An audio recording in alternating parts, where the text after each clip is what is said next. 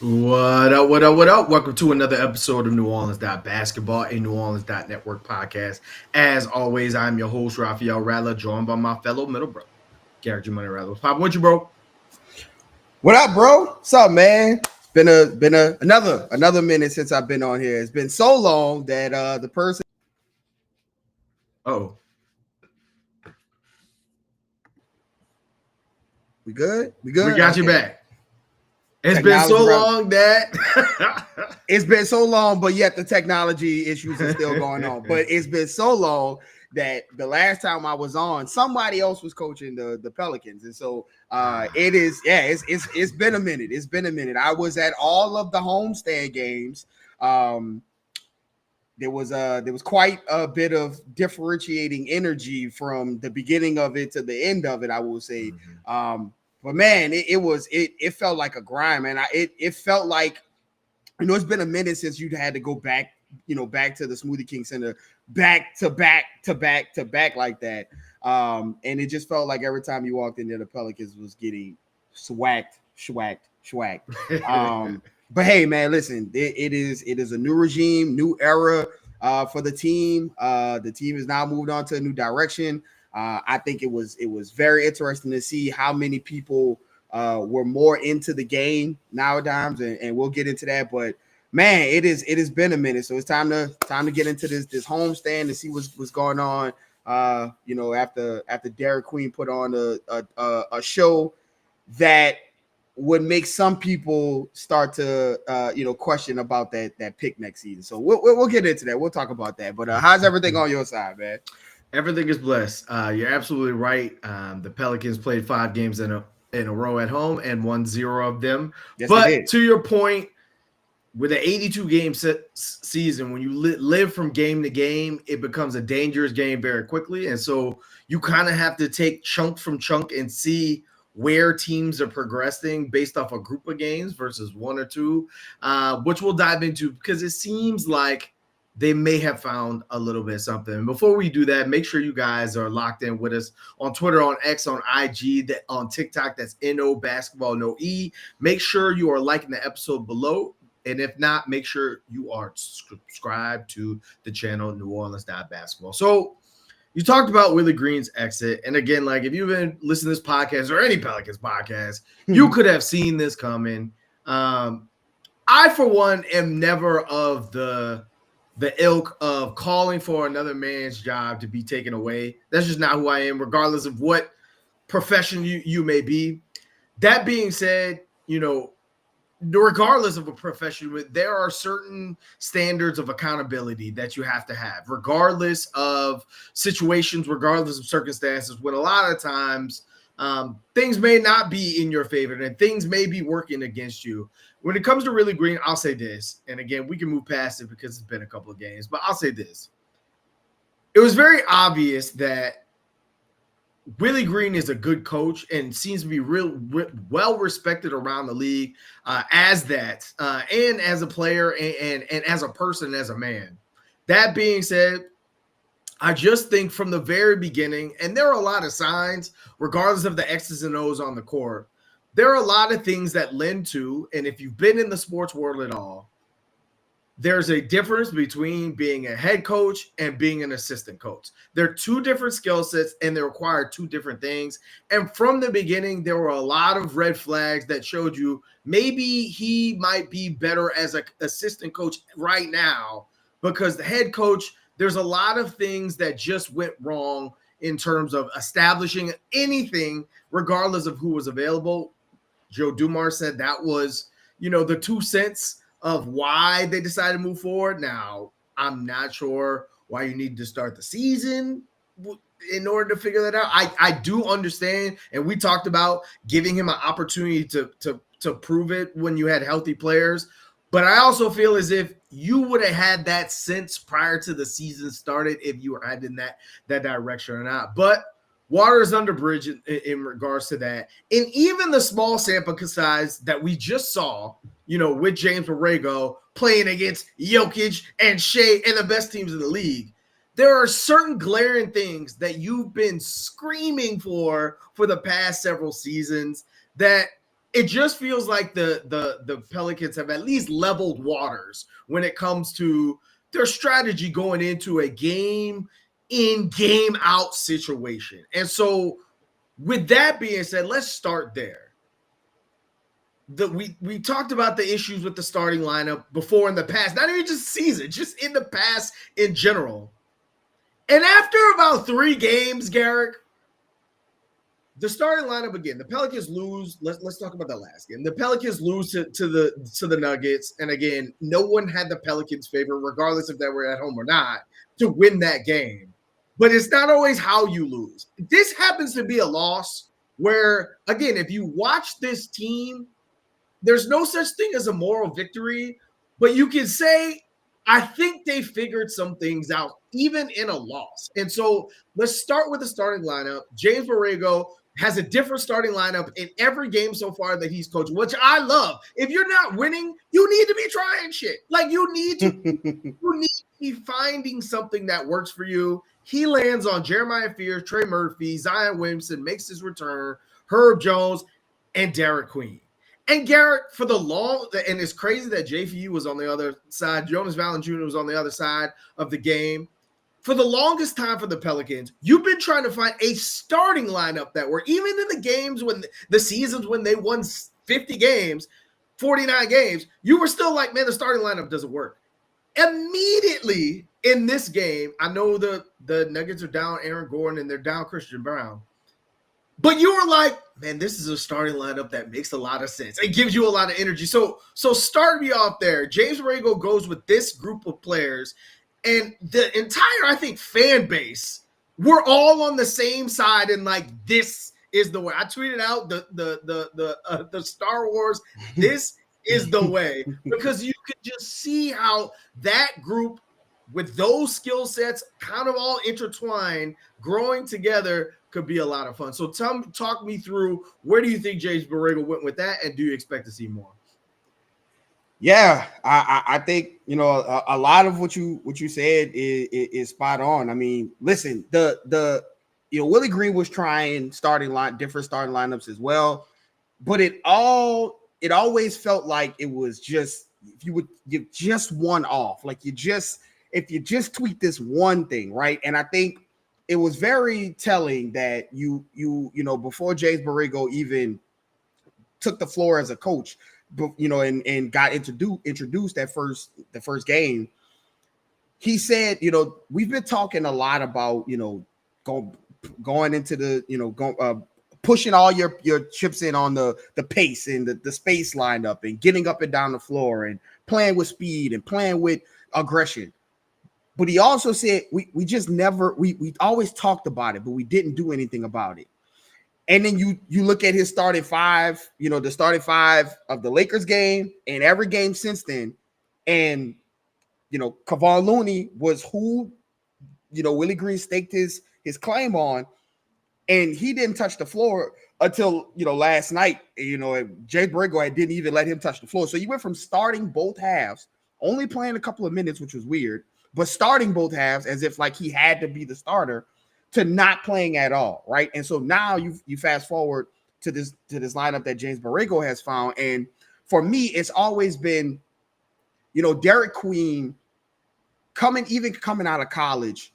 One of the things that you were worried about was his defensive aptitude, right? Would he be able to survive this pick and roll, fast-paced offense where you can pick on weak defenders, especially when you're the last line of defense, right? We saw it with Jonas Valanciunas when the center can't play up on the pick and roll, or they can't play in the drop, so like they're just in the middle, and so you give the ball handlers points to score either in the mid range or to the rim going around, and things like that. And so that was the thing you were worried about. And so for me, when I was talking about Derik Queen is right now as a 4. It was primarily off of the fact that he was new to this NBA speed and new to being a defensive anchor for an NBA team, and to be trying to do that as somebody who didn't do that in college, who played next to a center, and then also have to deal with learning the NBA game and then not having training camp. I just figured it would be a lot easier for him to have play with as the 4 and have a rim protector. And then Zion Williamson walked on the floor. And then it was like, okay, this changes, this changes everything, right? Because Zion is such a unique player.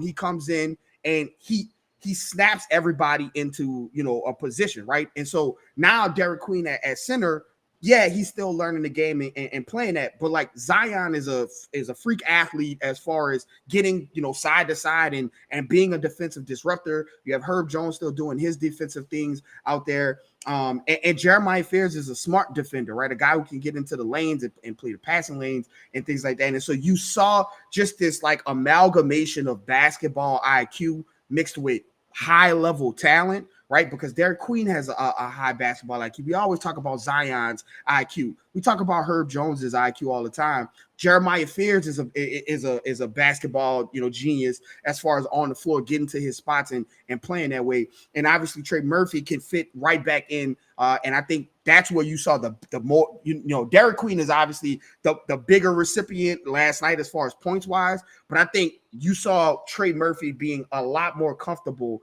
in a role that he's more comfortable doing, which is being, that guy who plays off of a lot of talent as opposed to trying to, start the offense and be the main focus over and over again on a night in, night out basis. There's not a lot of guys that can do that in the league, right? And so when you have one and then you take him off and you expect someone to just step back into that same fold immediately, that you saw what happened with Trey Murphy, without Zion out there and things, right?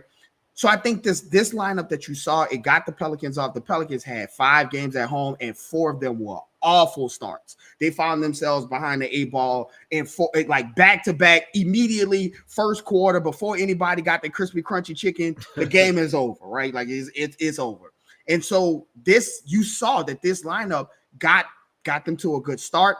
And what it did was it allowed everybody to kind of play free into what makes them great. Derik Queen was taking the ball off the rim and running, and he can run because you got nothing but athletes around him. Jeremiah Fears can run pick and roll with Zion. He can run it with Derik Queen. Derik Queen can run it with Zion. Zion can run it with Derik Queen. Herb Jones can spot up in the corner. He can attack off the dribble off of Derik Queen or Zion because both of those guys need the defensive attention. So there was just a lot of ways for guys to find good roles for themselves and find what they're comfortable at. And you saw like it pay off dividends at the start of that game. And so when you look at, James Borrego and already willing to, tweak this lineup and not play this player and pull this player, and a couple other things that we'll talk about that I really enjoy watching James Borrego do on the sidelines, which we'll get to later. I think you see him finding his niche as far as this lineup goes. And like you said, I tweeted the same thing. I said, this is the James Borrego lineup. This is the lineup he has been dying to employ, been waiting for Zion to get back. This is the lineup I think that he's always wanted to put on the floor. And he finally got to do it last night.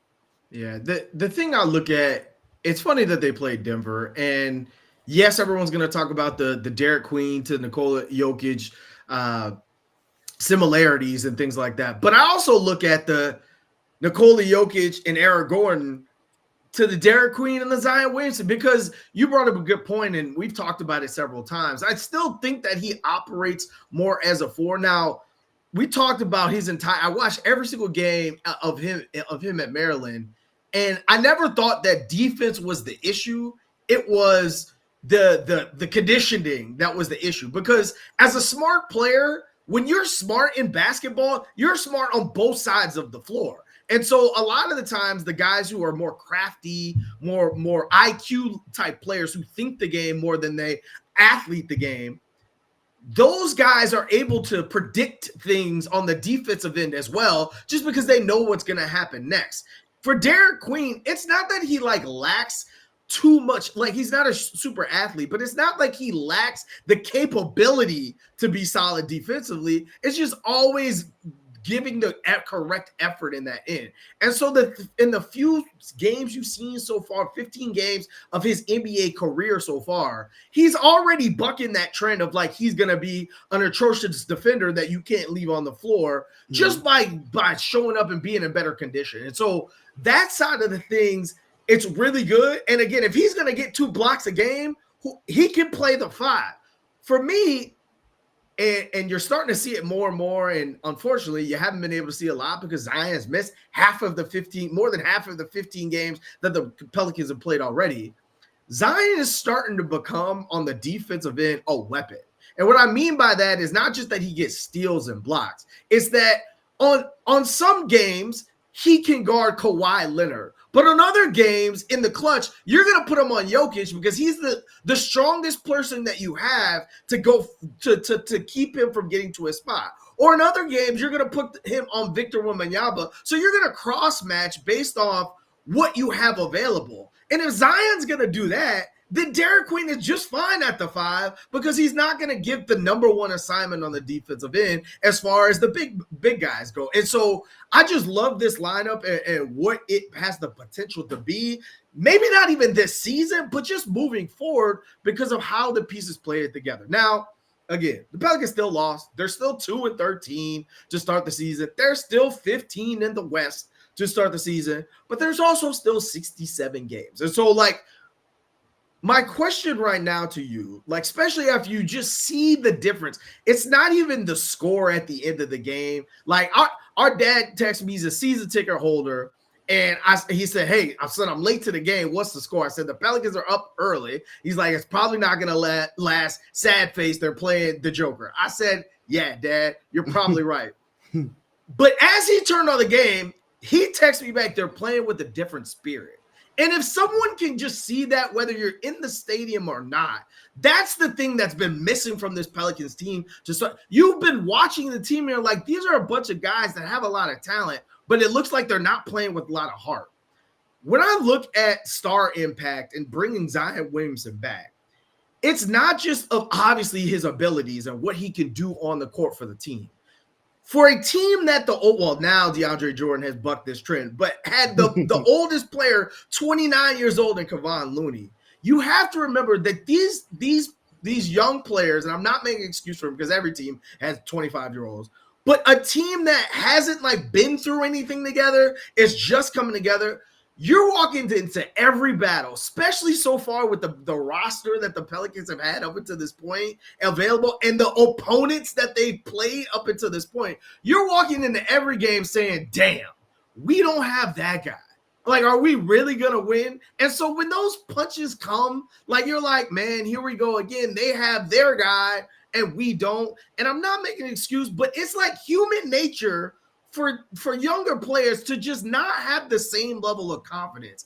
And for that team to just have Zion in the building, they play different from start to finish, even in a loss, right? And so you look at those things and you say, what, now that James Borrego is at the wheel and calling the shots from that end, what are some things you can see that with these upcoming slate of games that Zion could potentially ignite this team to turn things around in a very, very, very, very soon future? Well, first things first. They have a 20, 25 point per game player. So you start there, right? Again, the off the court stuff and the stuff that he brings and the intangibles, you could get into those, right? You could see this team getting behind him and getting behind the fact that he's out there moving, flying across the floor on the defensive side of the ball, getting steals, getting into into spots and overpowering and getting easy buckets. But the thing that makes Zion so good is that he's a really good basketball player. He's a good basketball player from all aspects of the game. And it's what I tweeted yesterday. What makes the fan frustration with him so palpable and so understanding? It's not the talent. The talent is undeniable. This man gets on the floor and literally the whole defensive tenor of the opponent's, of the opponent shifts because they have to find him. He has to be accounted for at all times. It's not a coincidence that Derik Queen, of course, he's had really good games, right? Mm-hmm. And then as he got good games, people started to game plan a little bit for him, right? And you see those big games start to come a little bit, as instead of every game, it was every other game. It was every 2 games, whatever the case is. when you get Zion out there, now the floor is spaced open for him. Now, the things that make him great, his IQ, his ability to play in tight spaces, to make unorthodox shots, those are a lot easier one-on-one versus even in Nikola Jokic, who's not a defensive stopper, because not 5 people are watching you every single time, right? Same thing for Trey Murphy, right? Even though Trey Murphy has had bigger scoring games, as he's hit more shots. Yesterday, if you watch Trey Murphy, it looked the most natural of him. I would say outside of that Spurs game, he looked like he was in a rhythm in that Spurs game and just was on one. But this looked more like Trey Murphy, just flying up and down the floor, catching, making smart, taking smart shots. Some of them don't fall, but it felt the most natural for him, right? As that play finisher, because you have both Derik Queen and Zion doing, playmaking things. And so as you have Zion, if you have Zion back in the fold, and he's not on the injury report for the next game, so knock on wood, this seems like it's good. We'll see about that back to back. But having him back, it allows everyone to just settle in and to get into their own, into what the roles that make them feel comfortable. Zion is very much like a good run game, right? Like you want to be able to take those shots, and sometimes you're not going to be able to take those shots. But every so often, if you can turn around and know, hey, look, we got to get this third in inches. We've been trying everything. Let's just go ahead and turn it and give it to Derrick Henry behind him and let him get 10 yards on his run. Like, that's what Zion feels like every time he's on the floor. And so, having him back if anything, he should see, Derek Queen and Jeremiah Fears get out there and play and be, this good right now, that it should ignite him, right? He should be ignited by this team. That he's never played with this kind of like big man and Derik Queen. He's never played with like this type of point guard. Like, Lonzo got up and down the floor, but Jeremiah Fears is a bucket and he can get to whatever spot he wants. And he still has leaps and bounds to make as a passer, but he's a decent enough passer, and he's a creative passer. He'll get those lobs to you if they're there. Like, he hasn't played with when is the last time we've said, Zion is walking onto a team with like guys who are good, who are younger than him? He's always been like the baby on the team, and everybody's looking towards him as the energy and everything.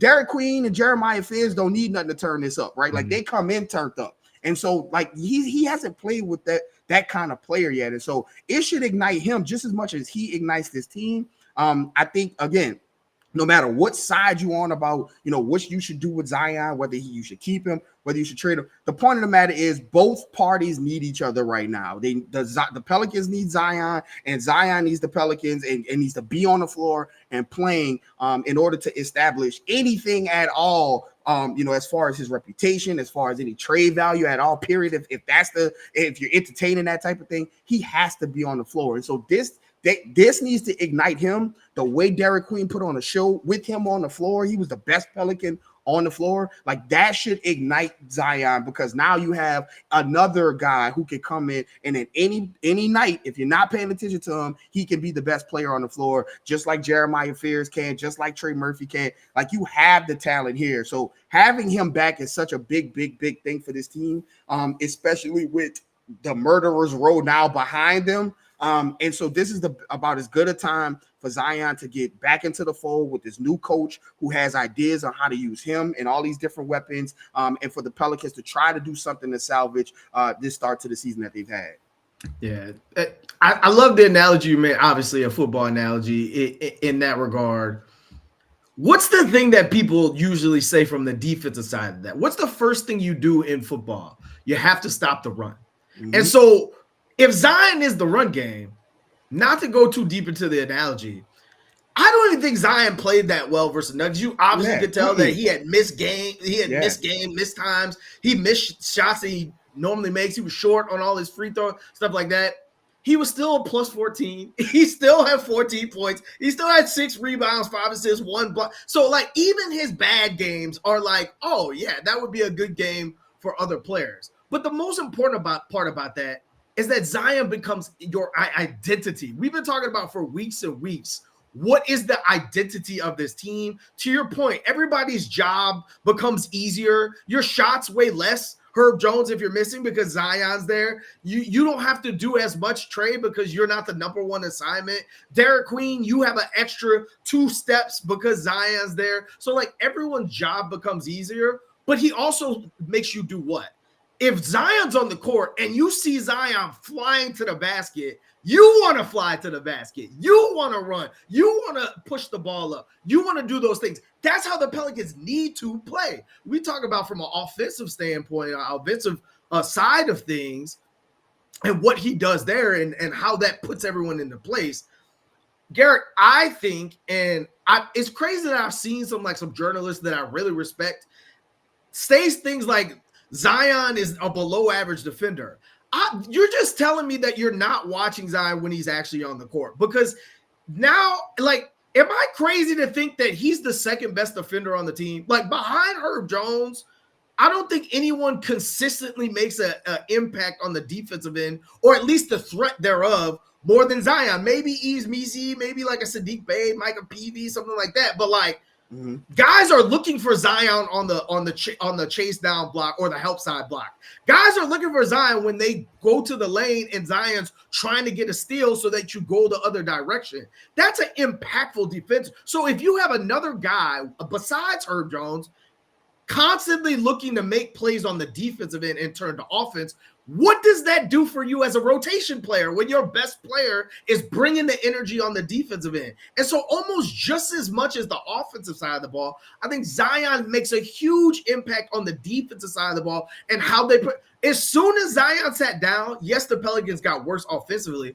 but they also got significantly worse defensively because they were getting beat up by the Nuggets because they put bigger guys on the court. And I just think that impacts so much. It's a lot of burden to be carried, but what do we always say on this show? Heavy is the head that wear the crown. Before he got hurt, Zion was the leader in points, rebounds, assists, steals, blocks. You need all those things back. So bringing him back into the fold helps you create an identity of what your team needs to be. As far as like pulling yourself out of the grave right now, because that's where you are and that's where you're sitting. Like, yeah, you just went through Murderer's Row. Even if you had a full healthy team, you're still probably scratching and clawing to try to get a win out of that 5 that you just went through. But now you got Mavs. You got the Hawks who are playing without Trae Young. They're playing better without Trae Young, and Jalen Johnson is playing with.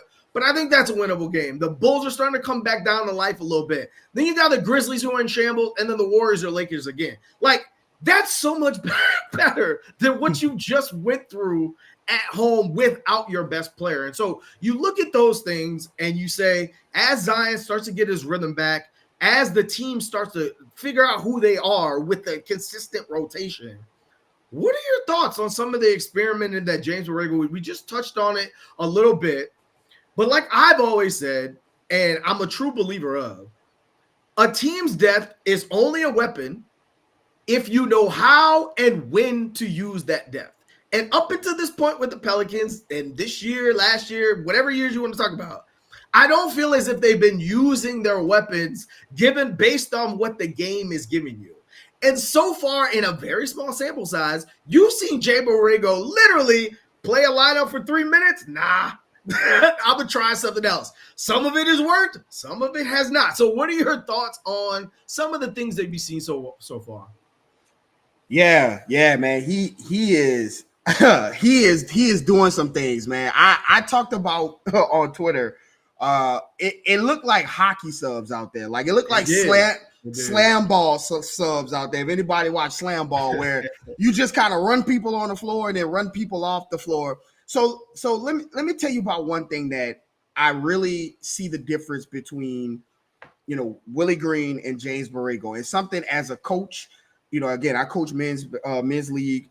I've coached NBA G League players. I've coached players who played overseas. I've coached all of those guys. And so as a coach, it's something that I watch. It's something that I recognize. So when we used to talk about Willie Green and his lineups and his substitution patterns, one thing I always talked about was that it kind of felt like Willie was detached from the game, right? He was detached from the game, and he was more attached to his coaching, his The game plan, right? The game plan. Yeah.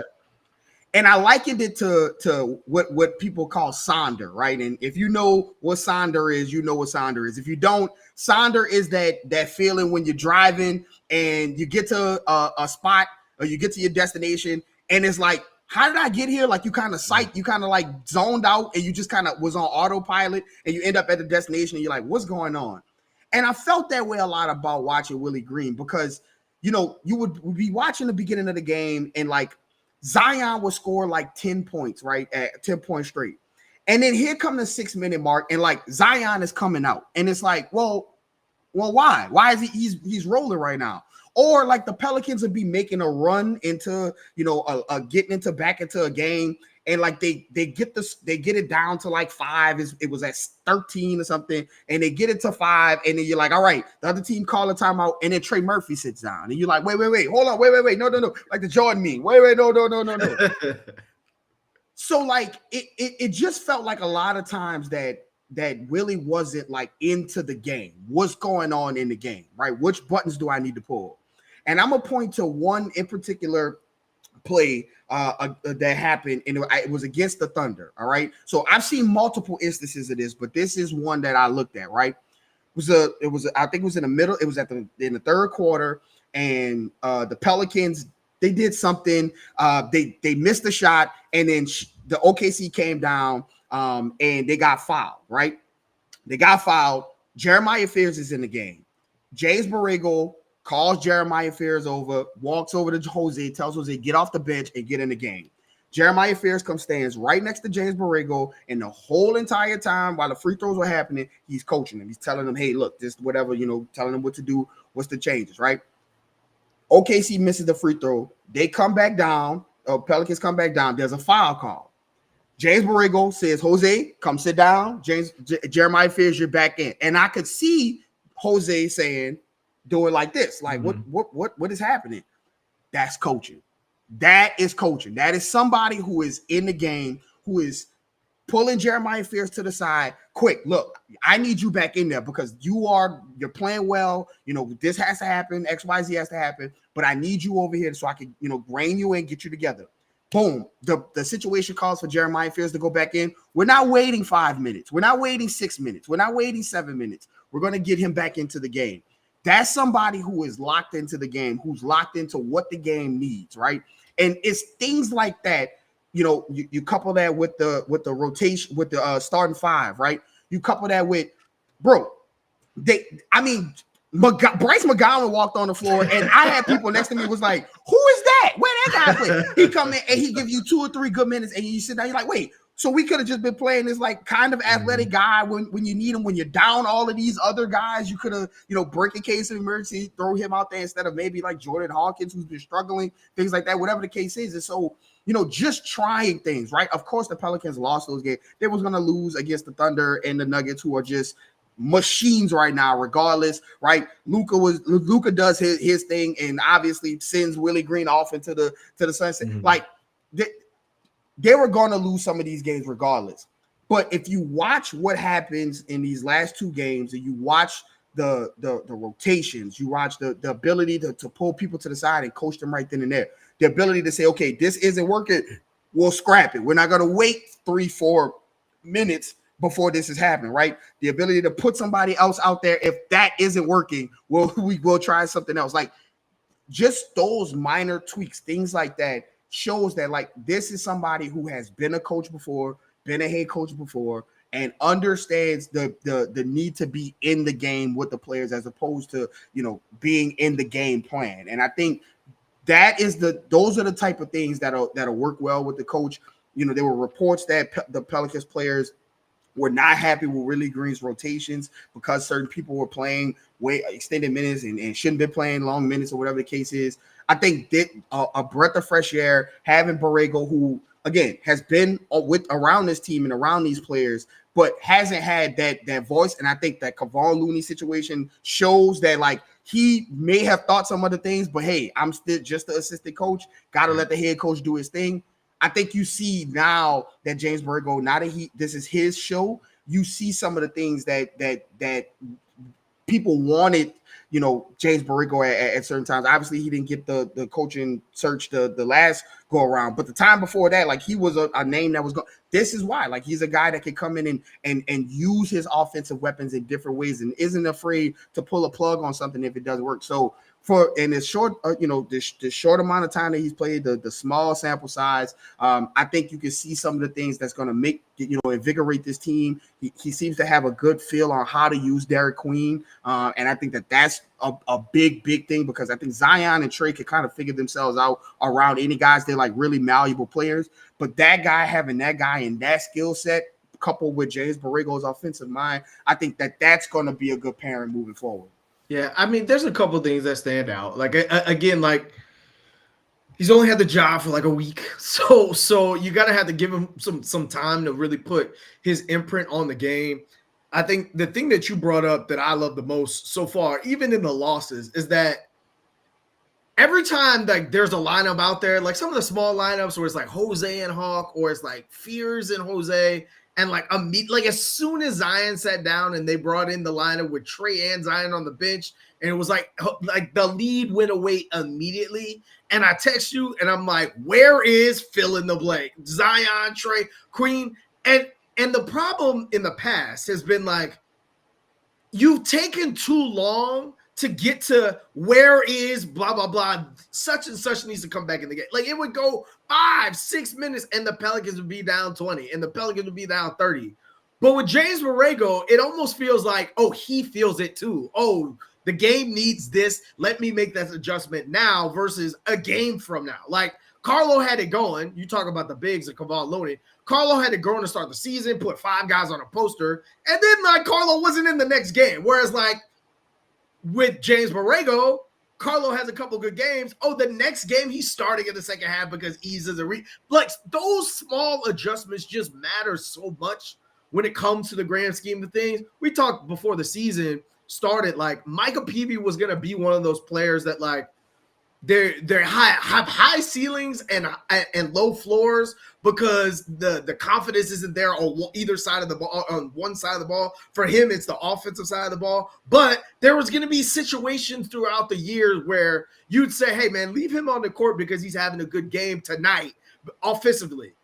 You got there in like 2 games with James Borrego, whereas like you were begging Dyson Daniels to get on the court at times in previous years and things like, and he suffered from the same problems. And he was a very similar player to Micah. And like those type of things just seem to be addressed more. Like they might have found something with the lineup they had last night with Trey and Zion, with Zion's at the point guard essentially. And you got nothing but wings around you and Derik Queen. So everybody can switch everything. Like, the only way you find that is by experiment. And so like I like the fact that you're trying different things, but even so, like even in the loss, you kind of have to look past the results sometimes because like you got a ton of open shots, you just missed them. Like you missed, like I see the comment, you missed free throws, so it's not like you didn't have a chance. Like in the previous homestand games, like you were down and you felt like there was no chance of coming back. Even if you got it close, like you weren't going to get enough stops or you weren't going to get enough good offense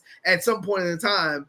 And it just feels like James Borrego is at least trying to get the most juice out of the squeeze when it comes to what's available on a night-to-night situation. Now, my question when you actually get the rest of it, because I think Jordan Poole, it's crazy that like in a small time, even with Jordan Poole like injured and missed time, you can see where his fit will fit perfectly for this team. Now that James Borrego has kind of moved some pieces around, like it's obvious they need that offensive punch. Like Jose's been giving you some, but Jordan Poole is just a different type of player from that degree. And if you've got that coming on the bench, someone's going to have it going from the 3-point between Trey and all those people. And so like you can see that piece. The question now is, how does James Borrego get all these guys to buy into this? So eventually, at some point, no one's talking about it, including James Borrego, DeJounte Murray will be available to play for the Pelicans. So then what do you do then, right? I see it in the comments. It's like when DeJounte gets back, who doesn't get the ball back?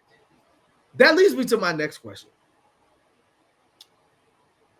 I know it's crazy. I know the Pelicans made an unorthodox trade that looks horrible right now when they're 2-13. But I'm really struggling to get to how good does Derik Queen have to be for? I don't want to say because the backlash is going to be the backlash, but like this guy's putting up like 30 points every other game as a rookie in a not so great like such a scenario with Zion. Well, Zion's back now, but like if he goes, because right now quiet is kept, his rookie season looks a hell of a lot like Nikola Jokic's rookie season, just statistically. Like, at what point would you be like, well, this guy would be a top pick in next year's draft class anyway? We just get to see him a year before, unfortunately, because I think that emotions and hot takes are more important than logic just in this world that we live in 2025. I don't think people are ever going to get there. But, like, he made a joke, and I kind of thought about it, and I text you about it. He made a joke. He was like, hey, you know, with Zion back out there and Trey back out there, you know, those are the 1 and 2 guys. So now I'm the 4th or 5th option, so it's easier for me. But Garrick, I'm at the point now where if the ball's not going into Zion every possession, I think the ball needs to go into Derik Queen every possession. Like the same way we've yelled at Zion in the past for not demanding the ball or go and get the ball. I'm almost at that point with Derik Queen, not just because of his ability to pass, but the fact that he's able to direct on the court, even when Zion's on the court, other people and usher as a 20-year-old, about to be 21-year-old rookie. And we've just talked about, I see in the comment, right now, Trey is more of a play finisher than playmaker, a shooter, a lob threat versus driving to the basket consistently and going to the free throw line, things like that. Whereas Derik Queen can give you 30, or he can give you 10 assists, or he can set up the entire team, or he can lead you in transition, or you can throw it into a half. There's just more things that can happen if he touched the ball. So I think that until DeJounte Murray is showing you that he's at least like 80, 90% of DeJounte Murray, that he needs to be back in the starting lineup because he's fully healthy at some point, is Derik Queen like your number 2 option as a offensive threat? Not necessarily scoring, but just of priority of where the ball should go. Yeah, man. Listen, the pick is always going to be like that. What up, Lito? It's always going to be, discussed. Number one, it's New Orleans. All right. It's just fun to talk about how, the Pelicans and the city and the fans and the people. That's just par for the course, right? It's been like that. It's gonna always be like that, right? So that's just the way it's gonna be. If you listen to NewOrleans.Basketball, like you've known that my stance on the pick has always been, you cannot explain to me that maybe, possibly, maybe you might get the number 1, 2, 3 pick in the draft, or like you could get this guy who might be good. Like that was before the season started. Well, now I'm like, okay, well, Derik Queen went up against Nikola Jokic and showed you that he has everything it takes to go back and forth with that guy, right? So you know that right now, as of November 20th, 2025, you know that right now he has what it takes to be in the NBA.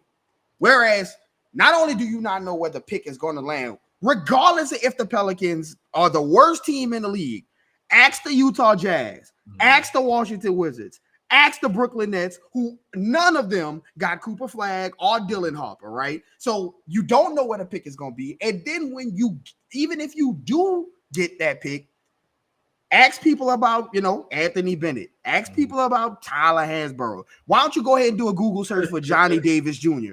Just because like people are talking about how great the player is going to be in college and how good they're going to be in college.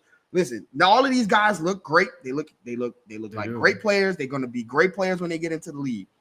But what you know now is that Derik Queen went up against Nikola Jokic and went for 30 and had Jokic being like, yeah, I'm seeing double like the Spider-Man meme and pointing at each other. So that's always been my point. Again, the it being unprotected and where the Pelicans can go or whatever, that's all gonna always be something for people to talk about. Now, as far as Derik Queen on the court, he absolutely, and that's the uniqueness of this team continues to go on and on, right? The Pelicans are in a situation where they're not good right now. They're not as far as the record goes. And so that would lend you to be like, well, where is the pick going to go? But then they also have like one for sure. I would say one in like 0.75 because like I'm almost there with Jeremiah Fears too. Mm-hmm. Rookies in one draft class that could propel you into the next iteration of this Pelicans team. Jeremiah Fears is 19 years old. Derik Queen is 20 years old. If they pay for 5 years from now, feels like forever. Derik Queen will just be the same age as Zion is right now, and Jeremiah Fears will be younger than both of them. So you have the next iteration of this team. When you look at Derik Queen on the floor, you talk about, you know, who's the number one option and who's this there. I think the Pelicans definitively have a number one option. And then everything after that can be on a night-to-night basis. And I don't think you should go into the situation. And what makes it even more unique is that it's the Pelicans are the players on the Pelicans are kind of paid that way, right? Like we always talk about, there's no $60 million guy on the Pelicans, right? You look at some of these teams that also got $50 million players, $55 million players. You know, their second in commands Jaylen Brown gets $60 million. Like, you know, Cat gets $60 million, right? Jalen Brunson Mikal Bridges gets 45, 50 million. They don't have that on the Pelicans, right? Like they're even paid like, okay, Zion is like the guy, but like he's not at 60. So like, and his contract is not guaranteed. So like, we know that there are things there. And like Trey, you're paid as the second highest player on this team, but like it's not like up there with like Jaylen Brown and Jamal Murray and those You're not guys. paid like an all-star number 2, yeah. Right. And so when you think about like that kind of breakdown and you look at this team, some nights it may be like I'm with you that like if especially with both of them starting, if Zion and Derik Queen both start, I'm with you that like both of those guys need to have to touch the ball every so often. But I've seen quarters where like Jeremiah Fears get going. We cannot forget about Trey Murphy, obviously. Jordan Poole has had multiple 25, 30 points game coming off the bench.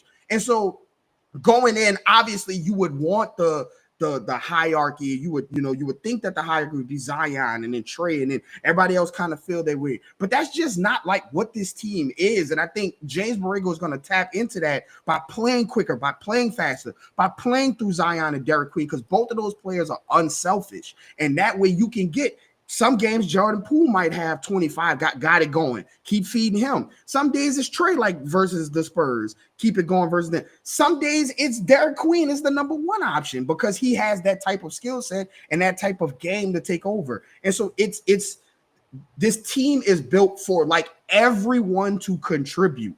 And you know, Zion is obviously the number one option and he's the superstar and he's all of that. But going into these games, you can't go in trying to force other guys to be in a different role just because of how they paid or what they're viewed as. Some days you got to play through Derik Queen and Trey. You're going to catch and shoot. Like that's what's going to happen. Some days Trey got the ball and he going to roll. Jordan Poole, you're going to be catching and shooting. Some days Jeremiah Fields got rolling JP, you coming off the bench. Some days Jordan Poole got it rolling Jeremiah Fields, you coming off the bench. That's the way this team needs to be played. And so listen, Zion is the drink, you know, he gets it going. And Derik Queen has shown you that he can take over games and be the best Pelican on the floor. We're on the floor with Zion and Trey. But I think that, you know, if you just have those two guys as your offensive fulcrum, I think that that's going to unlock this team and allow guys to just step into whoever's got it going can get it going, because those two guys don't need to shoot 25 times to have an impact on the floor. And so, yeah, Derik Queen has shown you that he is ready to be an offensive stalwart for this team. He feels comfortable having the ball, playing with the ball and having the offense run through him. My favorite thing is that he does it. I love when he gets the ball and waves the point guards off. Get out of here. I got it. Y'all go down. I got it. He's done it to Jose. He's done it to Trey. I love it. Like, just go. That is the type of offensive skill set that you just can't pass up when you see that from a guy his size and his skill set. So I think that those two guys, that is two anchors on the offensive side that you can run a lot of things around, and just have people kind of step in naturally, as long as like you said, that is the identity, playing through those two guys and having guys play off and just having Jeremiah Fears wreak havoc going up and down the floor. Yeah, I mean, a couple of things there. So yes, the reason why I say when I say number 2 option, I mean touches, like literally touches of the basketball, not necessarily points, because I agree with you wholeheartedly. Like Draymond with those guys. Like Draymond touches the ball and throws it to Steph and throws it to Clay, but it's going through Draymond in their heyday, right? Exactly. And the reason, obviously, Zion not being on the court is the reason the Pelicans are struggling. But the reason they've struggled so bad is because leading up into the season, like the reason you were excited, you just talked about, the reason you were excited about this Pelicans team is because there's so many players that could, right? That could have that night, that have that high ceiling type of potential or talent altogether. But the other part of that is like, what Zion does best and what Derik Queen does best directly complements what Trey Murphy and Jordan Poole do best as well. But when you take Derik Queen out the rotation or you take Zion off the court, all of a sudden you're asking Jordan Poole and Trey Murphy and Jordan Hawkins and Jose Alvarado to go do what Zion does. Go force the offense or the defense to collapse and kick out to us, which they're not nearly as good at. To your point, like when you say, hey, sorry, Trey, you're going to have to catch and shoot tonight.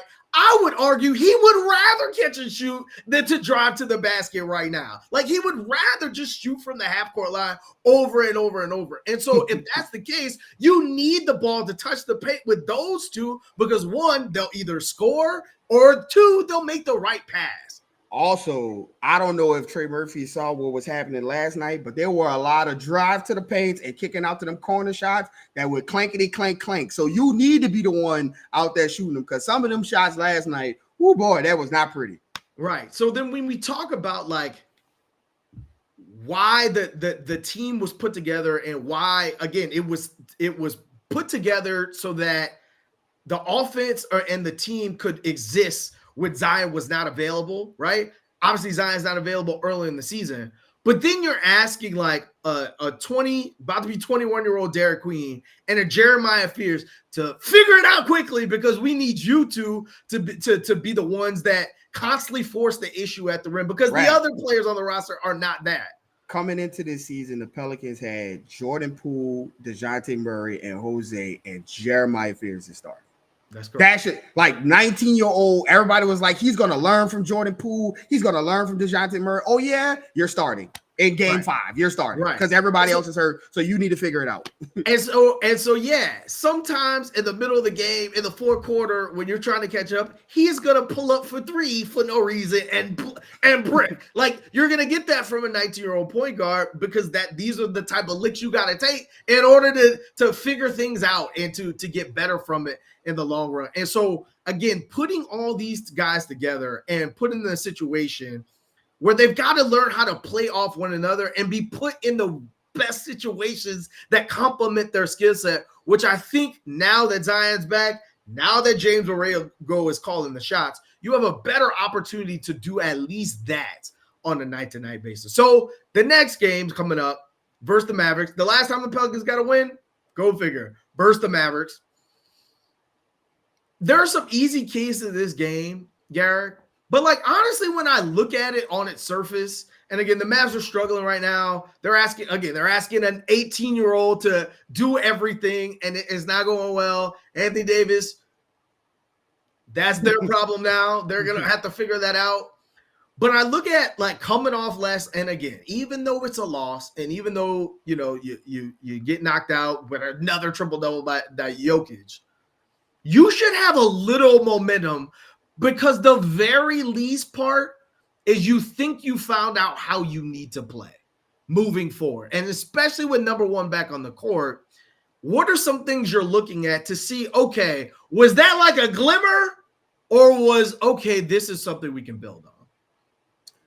Well, for the first time in a while, the Pelicans are going to go into a game thinking they have the best player in the game. And it's been a while since the Pelicans have felt that way. And so that in of itself should give you a boost when you go into a game and you're like, hey, like we got the best player on the floor. I mean, Derek, if you got the Mavs, then you got the Hawk with no Trey Young, then you got the Bulls, then you got the Grizzlies maybe with no John. I mean, you could say that for the next couple games, right? Yeah. So it's been a while since you have it, and now you have this opportunity in front of you, where you have hopefully Zion in the fold, and for all of them, where you have a chance in these games. But especially against this Mavs team, listen, they are in the drums of offense. They have all of these guys that are supposed to be catching and shooting and finishing off of Luka, and Luka's not there. So there's no Luka. There's no, D'Angelo Russell's the point guard. So do you really have a point guard? They got off the Cooper Flag point guard stuff. It was like, yeah, we can't have him. Just it's hurting him. He's going through the same issues that Jeremiah Fears was going through, except he doesn't have, the guys who Jeremiah Fears have around him. And so they should go into this game with the mindset that you got to go one of one, right? You can't, all of those games that you pissed away, that you lost, the close games, the games against that you shouldn't have got blown out against the Celtics, and all those games are done. You can't do nothing. Like Joe Dumars said, the pick is the pick. I ain't got it. So what you want me to do about it? Those losses are losses. What you wanted them to do about it? They're gone. Win this game, right? You come in and I think, to your point about how you lose, I think this is one where you should win, but you should try to win it with your identity, playing through Zion and DQ, seeing if that is indeed something that you can play off, that you can use this offense as the foundation of an offense moving forward. I think it's more about how you win in this game, because the Mavs are struggling, and look, they can make it an ugly game where the score is low and the Pelicans can miss all their shots like they did last night, and it just get into an ugly game. But I think if you go in there and you play through Zion and you play through Derik Queen and you say, okay, look, this is now our offense. Like, Derik Queen might be a rookie, but this is our offense. We're playing through these two guys, Jeremiah Fears, and Trey Murphy and Herb. You guys play off of these two guys. I think obviously you put the ball in Jeremiah Fears' hands some, and you let him do his thing. But like you talked about, how what those two guys do directly benefits guys like Jordan Poole, guys like Trey Murphy, guys like Herb Jones. I think guys like Jeremiah Fears too, who loves to get to the rim and finish, right? Instead of having to dribble and do his little, Muggsy Bowles through all of the Harlem Globetrotter, through snake dribbles, catch you a couple of backdoor lobs and get to the rim and see the ball go in that way, because DQ and Zion are going to hit you and find you with it. So I think this is a good opportunity against a team that is struggling and has the win-loss record that's very similar to yours, to not only go out there and try to win, but try to establish that identity. You've seen it work against the best team in the West, or the second best team in the West, however you look at it, with the Denver Nuggets. Now you have, Zion and Derik Queen there. Try to win through the identity and see if that is something that is indeed, if Derik Queen can replicate his game, if Zion can find, hit some of those shots that he was missing, and that turns out to be one of the bigger games. And then also, this bench mob, again, as Zion gets better, it should get back. It should get better, right? Sadiq Bey is probably going to be now coming off the bench, and you'll have Jose with more of a defined role now, as opposed to come in and save us, Jose. And so I want to see the bench get back to some of the things that we saw earlier when Sadiq Bey was coming in and knocking down shots, and Jose was coming in and winning the games for the Pelicans, and doing things that you were like, okay, this is a guy that can be in a rotation. I think as you expose him to more minutes, you start to see some of his flaws pop up. But I think if you go in there and try to win with identity, and you go in there and try, to get the bench going, I think those are the two things that I'm looking for in this game. Listen, I said it before the season. I said last year. I said the season before, and I'll say it again. I understand the Pelicans have all these shiny tools now, and you got to figure out how to use them and make it work and turn it into something. But if the Pelicans are going to be a good team this season, next season, whatever year you want to, they got to be good defense. So I've got to see it on the other end consistently, because, again, the Pelicans aren't full of a team full of jump shooters. So each night, it's just like the Thunder.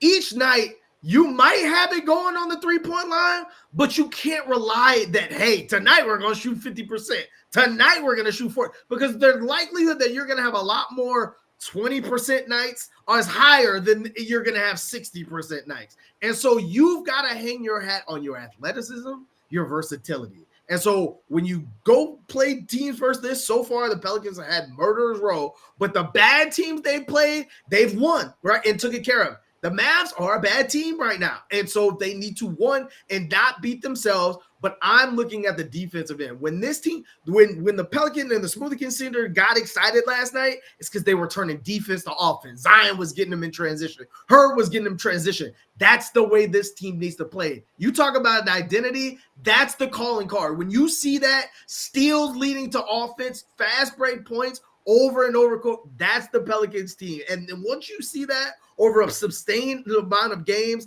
then you'll know that they found out who they need to be. But until then, you're going to have these, first quarter, second quarter, third quarters.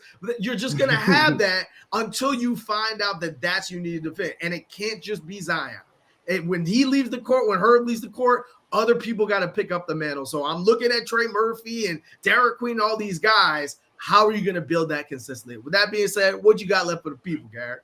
Yeah, just to echo that point, we was talking about it on Twitter with AD about how these tertiary players are lighting up the Pelicans. You talk about Moses Moody and who else was it? Moses Moody and who was it yesterday? It was Peyton Watson yesterday. Yeah. Like, you got to have second and third efforts on the defensive end. There just has to be. It's one thing to stop stop Steph and stop Shea from scoring 30 on efficiency and all that. But you got to have those second and third efforts. So to that point, that's what you got to see, those second and third efforts. You can't just hang your hat once you get Jokic to pick up the ball. You have to continue to play the defensive possession through. So with that being said, it's the Pelicans are now, getting to a point where they have to put some wins on the board, and now they're in a position where they can. So with that being said, as always, you never know what people are going through, so give someone a smile today.